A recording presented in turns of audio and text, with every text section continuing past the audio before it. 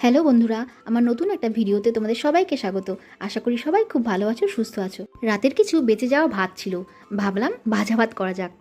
তার জন্য প্রথমেই কিছু সবজি কেটে নিয়েছিলাম, তারপর কড়াইতে তেল দিয়ে একটা ডিম ভালোভাবে ঝুরি করে নিচ্ছি।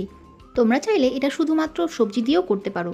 আমার বাড়িতে বাচ্চা থাকায় খাবারটাকে আরও একটু হেলদি করার জন্য সবজি আর ডিম দুটোই ব্যবহার করেছি আমি।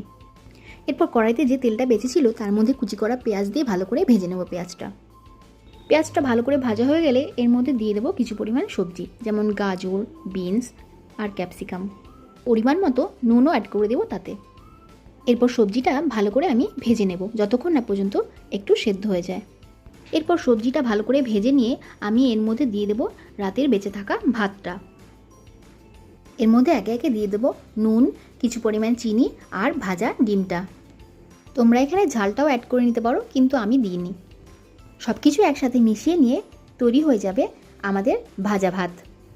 আমাদের ছোটোবেলায় আমাদের মা এইভাবে আমাদের ভাজা ভাত করে দিত। তোমাদের কার কার ভালো লাগে ভাজা ভাত খেতে জানিও কমেন্টে। রাতের বেঁচে যাওয়া ভাত দিয়ে অবশ্যই বানিয়ে নিতে পারো এই রেসিপিটি। আমার ভিডিওটি ভালো লাগলে চ্যানেলটিকে অবশ্যই সাবস্ক্রাইব করে দিও। আজকের মতো টাটা।